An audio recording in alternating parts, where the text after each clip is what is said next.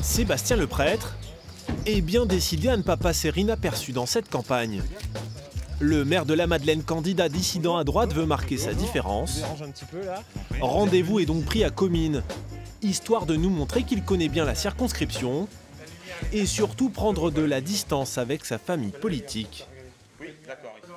Je pense que le temps du sectarisme, il est révolu, il est terminé.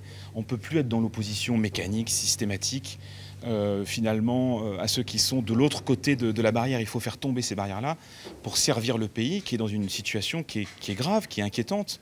Donc on a un nouveau président de la République. Eh bien, s'il propose des choses qui vont dans le bon sens pour redresser le pays, il faudra naturellement y prêter une grande attention. Et c'est le principal point de divergence avec ses premiers adversaires. Le duo sortant investi par les Républicains. Les deux hommes multiplient les réunions publiques pour faire valoir leur expérience. Cette fois-ci, les rôles sont inversés. Jacques Oussin est le titulaire, Marc-Philippe Daubresse le suppléant, mais c'est tout de même lui qui donne les coups.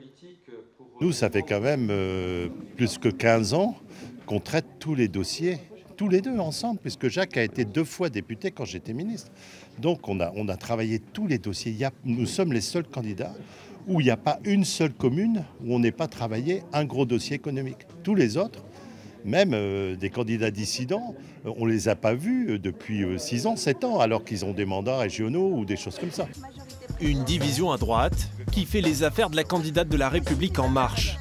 Brigitte Lizaud, elle a choisi le marché pour se faire connaître. Plutôt à l'aise pour une première candidature. Et à vrai dire, son manque de notoriété ne l'inquiète pas, bien au contraire. Dès que je parle d'Emmanuel Macron, d'ailleurs sur mon tract, nous sommes ensemble en photo, la plupart des gens disent « Ah oui, de toute façon, maintenant qu'il est élu, il faut vraiment lui donner les moyens. On va voir, mais il faut y aller. » Et le renouveau politique, je crois que les gens n'y sont pas insensibles. Avoir quelqu'un de nouveau et qui est comme eux, ça les rassure en fait.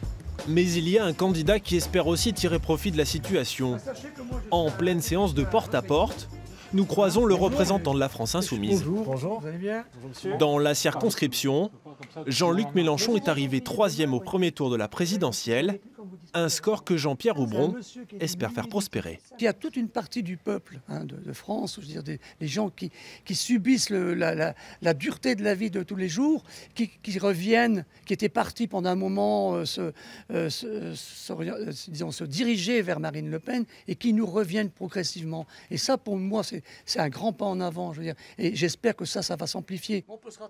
Dans la 4e circonscription du Nord, les législatives auront donc une saveur toute particulière. Traditionnellement à droite, il se pourrait bien que cette fois-ci le vent de renouveau la fasse tanguer plus à gauche.